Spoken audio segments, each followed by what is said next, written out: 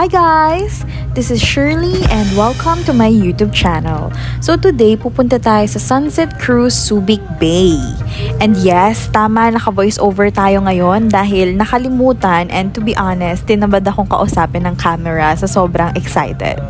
So kung gusto nyong malaman kung worth it and affordable lang ba ang magyate dito sa Subic, Zambales, just keep on watching!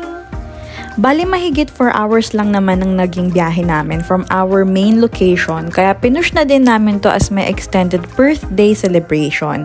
Smooth lang ang naging biyahe namin since after mo magpabook sa kanila, meron silang isa-send na link, so tamang pindot ka na lang doon and ayan, start ang biyahe. Which is very nice kasi walang kahasal-hasal para i-check pa kung tama ba yung napin na location. So we arrived here after 5 hours I guess since nag-stop-stop pa kami ng very light sa daan para kumain ng lunch and kasi umulan din ng very light.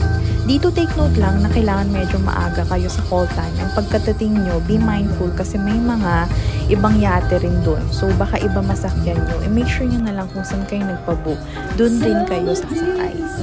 So ito na yung time na sa wakas umandar na yung yate. Don't worry kasi kung medyo nagugutom na kayo, meron naman silang pa-welcome drink and complimentary food while waiting for dinner during the cruise. Sobrang di nakakailang na joiner kami kasi they will make sure talaga na walang mga out of place and tatanungin nila kayo kung may sineselebrate. In our case, halos kakatapos lang ng birthday ko. Kaya ayun, syempre, sinabi namin na sineselebrate namin yung birthday ko. And here's the clip.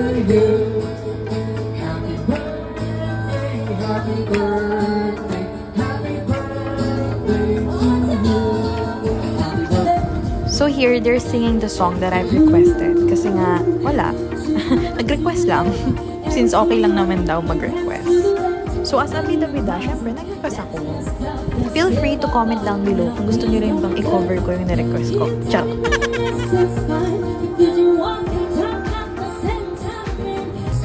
Here you can see on the clip na happy lang and I super duper suggest, recommend, ayan lahat na kapag pupunta kayo dito, i-boost yung nakasiyahan nyo, kakulitan nyo, energy para to the highest level nyo din siya ma-enjoy.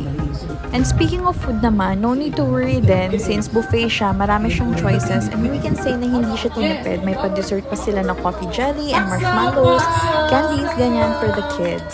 And after medyo early dinner, ayan, start na ng picture-picture, kantahan, makijump sa mga performers, and enjoy the whole moment of the cruise. Dito man sa clip na to, may pa-human drone pa sila, so sobrang happy for the whole experience. And this is us enjoying the whole moment of the cruise.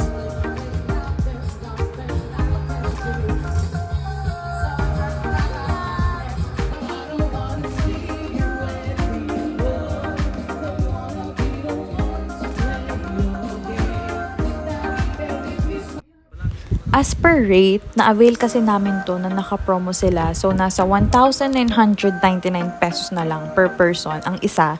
And since toddler pa naman din si Liam, free of charge siya. Pero ang normal rate nila is 2,999 per person.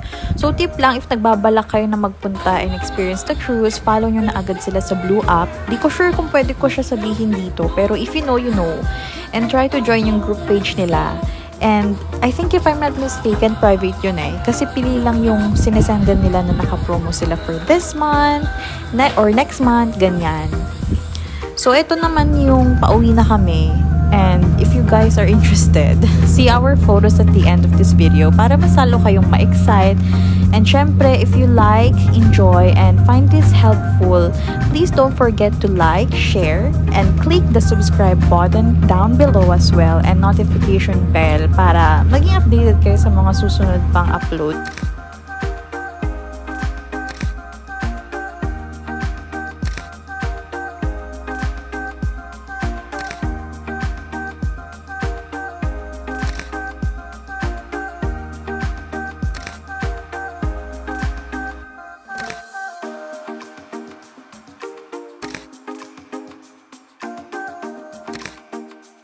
So there you go guys. See you on my next vlog and please subscribe.